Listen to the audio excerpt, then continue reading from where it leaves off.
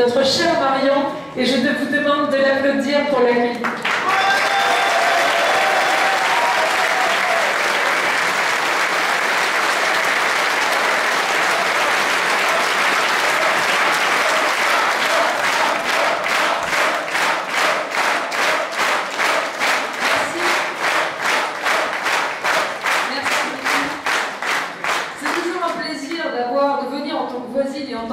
Parce que vous avez le public du Sud à la ferveur de Bruxelles avec le secret. D'ailleurs, j'ai vu à Marseille, vous avez fait honneur au discours de Marine Le Pen et on en a parlé jusque dans le Nord, à Paris, tant ils sont admiratifs de votre réactivité et de votre chaleur. C'est un vrai plaisir aujourd'hui de venir soutenir nos candidats et notre candidate en particulier à Tarascon, puisque nous avons, nous, ici, dans le Sud-Est, une chance et à la fois une responsabilité extrêmement forte, parce que je crois que le Sud dans son ensemble, et en particulier la Provence, qui s'est toujours distinguée comme le pays des grandes résistances, d'un savoir-faire ancestral et fabuleux, d'un terroir magnifique, de paysages qui donnent envie d'être fier d'être français, et lorsque l'on traverse ces paysages, on se dit que quand même ça vaut le coup de les défendre tant on a envie de les transmettre en état à nos enfants.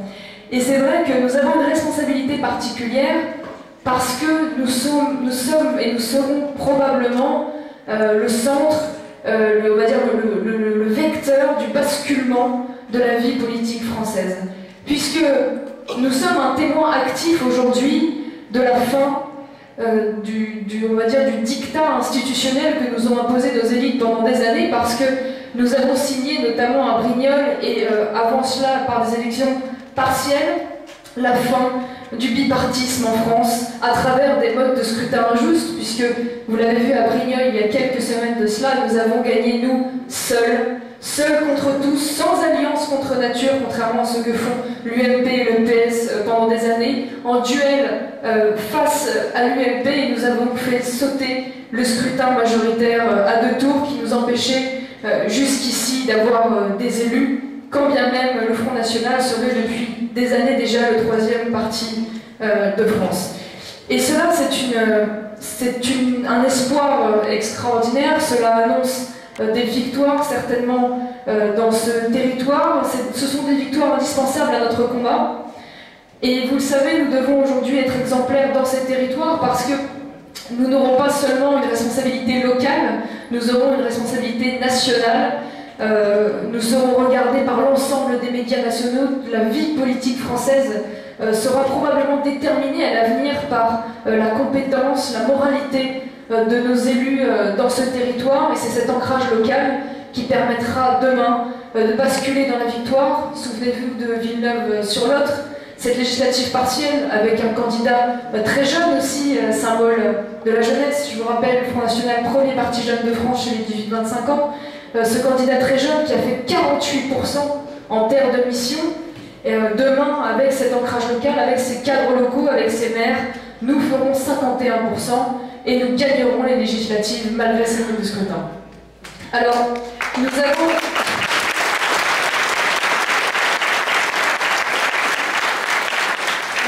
fait sauter le verrou institutionnel, nous avons fait sauter le verrou politique. Aujourd'hui, il est pitoyable, on pourrait en pleurer si ça n'était pas aussi amusant de voir l'UMP nous courir après, parler du FNPS, je ne sais pas si vous avez entendu cela. L'UMP qui aujourd'hui découvre, après avoir été 10 ans au pouvoir et déchu de ce pouvoir, découvre qu'il serait peut-être judicieux en effet de réformer le code de la nationalité, que finalement l'AME qu'ils ont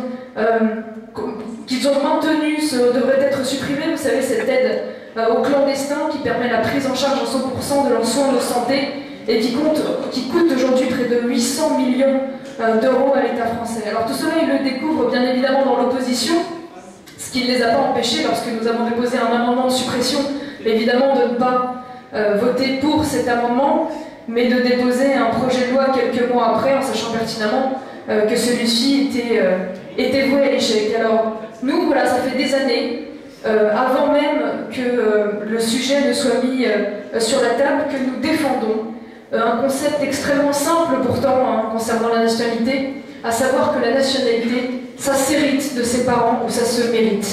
Et ça se mérite par des preuves concrètes. L'acquisition de la nationalité, ça n'est pas quelque chose d'automatique, ça n'est pas un droit, c'est avant tout une responsabilité, c'est un devoir, d'autant plus lorsque l'octroi de cette nationalité ouvre les droits considérables qui sont les nôtres à travers l'État-providence.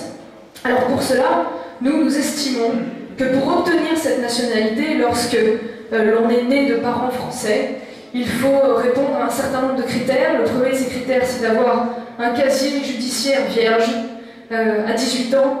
C'est d'avoir des preuves d'intégration, c'est-à-dire, c'est très concret, hein, maîtriser la langue française correctement notamment.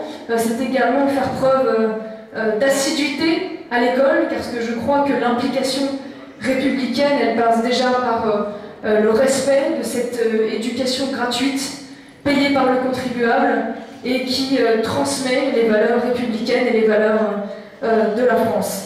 C'est pourquoi il ne faut pas tomber dans le piège de l'UMP, hein, ce sont de vieilles habitudes chez eux que de jouer à sauf qui peut quelques mois avant l'élection. Bientôt peut-être d'ailleurs défendront-ils la priorité nationale, on ne sait pas jusqu'où, et ils iront pour cela.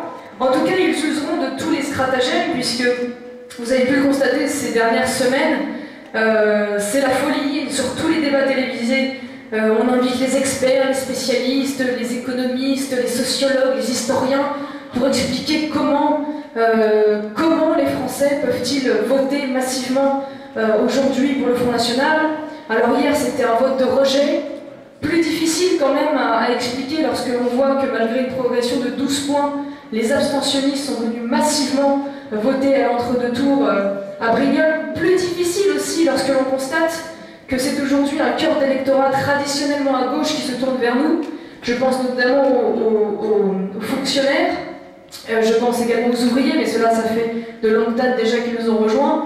Je pense également aux syndiqués. Je lisais encore un article la fois dernière qui parlait des syndiqués de la CGT. La CGT était paniquée parce qu'ils avaient de plus en plus de leurs adhérents qui disaient s'afficher Front National, à tel point d'ailleurs qu'ils ont décidé avec votre argent de faire des tournées et des conférences pour expliquer pourquoi le Front National, ça n'était pas bien, pourquoi c'était immoral, puisque parmi leurs stratégies n'est pas celle de réfléchir à proposer une alternative politique, des idées, ça n'est pas un combat d'idées. Nous sommes encore et toujours dans l'émotion, nous sommes dans la stratégie, puisque la seule arme qui leur reste, c'est cette fameuse appellation extrême droite.